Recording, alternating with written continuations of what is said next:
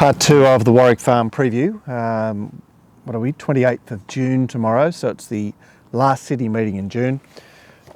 Race 5 is a 2200 metre race and one of the bigger fields on the day. $3.90 is the up-and-coming Roman Sun, who's returned with back-to-back victories. $6 Napoleon, who has now had a month off since his last start here. $8 Polemic, a little disappointing at Hawkesbury last time. $8 Red Viking. $11 is Diamond Maid, who has the blinkers on and a bit of a riding change, but she's coming back from the 2 miles. $12 Art of Defence, Huey on board. $13 Delacroix, who's a 3-year-old backing up from last Wednesday. $16 the good old Don Pellegrino. $19 Something Borrowed, and Beijing Board up the top is next best at $21. Now, Polemic has been handy at his last 2 runs, although he didn't race that handy in his only semi-distance run in town at 1800 on Melbourne Cup Day. So maybe he won't be urged forward. Delacroix looks a very one-pace thing that could go well forward. Napoleon is fresh, raced on the speed with some success the other day. Red Viking has been racing on the speed at Gosford of late. Art of Defence, drawn gate 1, and Roman Sun is up in distance and shouldn't be too far away. Uri is drawn to him, Gord, Roman Sun. Polemic made mincemeat of him when they clashed in town over 1550 at Canterbury. Roman Sun was only having his second start on that occasion. Well, this is a different preparation now, isn't it? Yeah, and different trainer. I mean, I know sometimes when you see a horse has won quite convincingly last start, you don't want to see anything change. But I do say that putting Karen McAvoy on board in the metropolitan area after a horse has shown significant improvement this preparation is the right way to go. Yeah, you see K McAvoy on these horses and it feels right, doesn't it? It does, yeah. Oh, he's my go-to guy, you know. He's my favourite, but hard not to like after all those years we bagged him. So I still, you know, maybe I can take $16.50. I found a tip for you in this race, but you'd already decided on your own.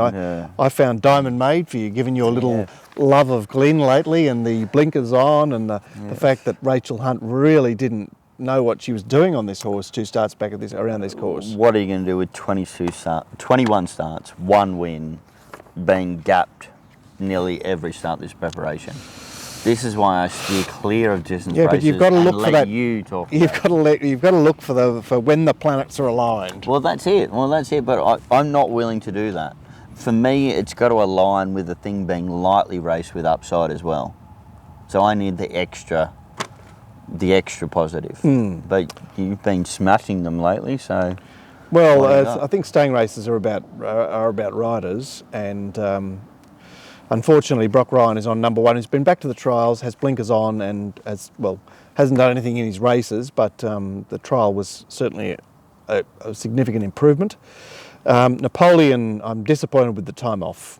Diamond Maid, I've spoken of. Polemic, I would like to see a senior rider on board. I think this horse has the talent to win this race, and I've already made mention of his line through Roman Sun. Red Viking is a bit of a journeyman who looks a touch well found, given that it's got the wrong Rachel on it at $8. Art of Defence, he's a battler, but obviously Huey in gate 1. Don Pellegrino I've found in town previously. He is Don Pellegrino. And Delacroix is one of Waller's worst maidens that is sort of overachieving.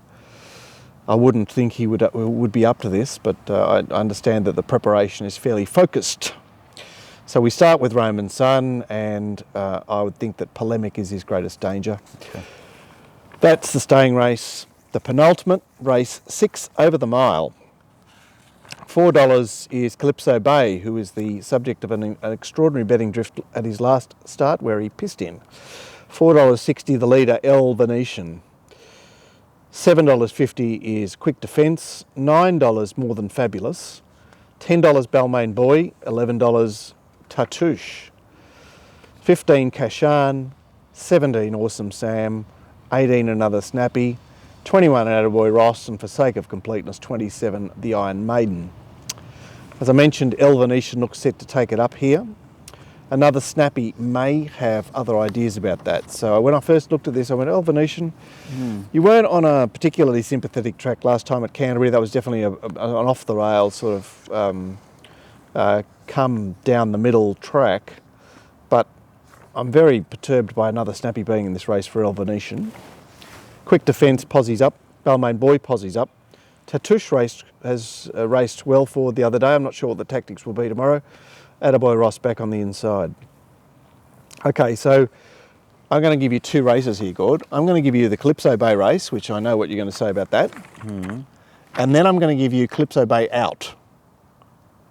Oh, that's very nasty of me. That is incredibly nasty. Oh, well, I'd have pretty much nothing then. Well, I'd have our El Venetian, obviously. Yeah, but he's like, okay, so El Venetian is a 3-year-old.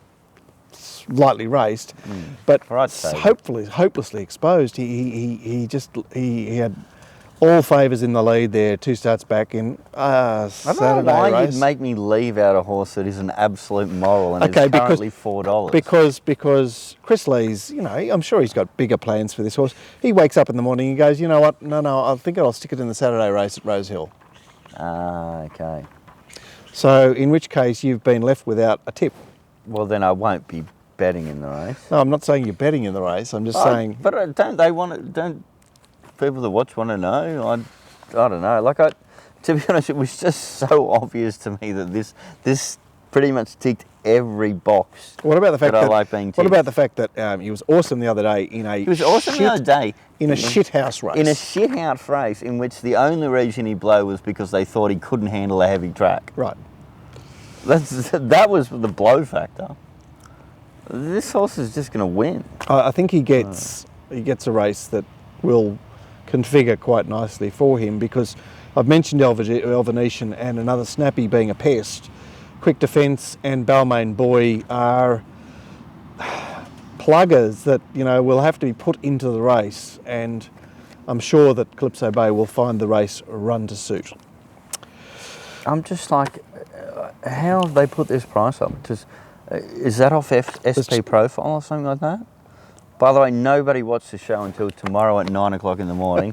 Have a look. If the price stays where it is until 9:01 tomorrow morning, I can guarantee you it wonon't be there. What price did he end up the other day? Do you remember? What did we take on the fare? $15? No, we took $10 in the ring. No, we didn't back it on the fare. Stupidly. Yeah, it was very, very long. The other lead-up race is the Balmain Boy Quick Defence El Venetian race, and nothing covered themselves in glory there. More Than Fabulous. Is this a David Payne setup? No, it's not. Come on, it's like, I don't know, Saturday back to Wednesday. It's blinkers back on. Hasn't had blinkers for a long time, and Glyn on. I've told you what my angle is with Payne. Don't say it on the show, but it's not. Okay, and Tatouche, who got a lot of attention the other day because of the flying sable, the Natoya factor. Yeah, he was adequate, but I mean, you know, like, what are you going to do with him? Well, it did run in the Saturday grade race, so that's something. Yeah, borderline. Yeah, I know what you're saying there. I mean, I do tend to fall into line here and say it's Calypso Bay or bust. The nightcap, 15 to go round here, perhaps, over 1,400 metres. $4.20 Cosmic Engine, who has an 11-day second up assignment. $5 Street Pursuit. $9.50 Our Beatnik. $13 Bastia. $13 Good Old Lucky Fish. I was missing him. $13 Wings. $16 the lightly raced Bring Cheer, and 20s along with the rest. Now, there is actually not a lot happening, despite the size of the field in terms of pace. It's Street Pursuit out there in the leaders' gate, back in distance, I know. Got sent back to the trials after getting busted up there at Canterbury. And Rachel King takes the ride here. He looks to head forward from his gate. Next best What are you saying about his last run? Well, he was smashed. He was smashed. Yeah. The mid-race pressure. The Reverend Demon just absolutely gave it to him in circumstances where he wasn't sufficiently seasoned. Because, you know, I'm not forgiving. You know, Glenn would forgive the 20 length. You don't need to be forgiving. There's a horse here that just went so well first up. I have one of my bets of the day in this particular race, but this was the horse that I wanted to ask you about because it was the one that I was against, but I wanted you to clarify it for me. Lucky Fish. No. Told you I'd miss Lucky Fish. Street Pursuit. That's the one that I was just like what's going on Right, with this so race? well, Street Pursuit, so why are you forgiving then? Why it's are not you the one that forgiving? I like in this race. I like another horse, but I'm scared of this horse. Yeah. Well, he's a bit of an X factor horse because he has talent, but he was put to the sword the other day, and whether he can resurrect or not is another matter. And you know, there's a horse that's easily likeable in the race that that your eye is drawn to. I'm sure. Well, I'm not sure. I mean, we don't know yet, do we? But you know. Well, there aren't too many to choose from, really, Gord. You know, I'm massively keen on a horse in this race. You've just looked at the sheet, so you know which one it is. But well, I already knew which one it was. I didn't need to look. yeah. All right, so Cosmic Engine returned as a gelding. He's shown some promise to date, but what he did at Newcastle was eye-catching. Dynamic. Right? Yep. Like he just hurled himself at the line. Yes, against a good horse too. Well, a horse with talent. Yeah, I mean, yeah.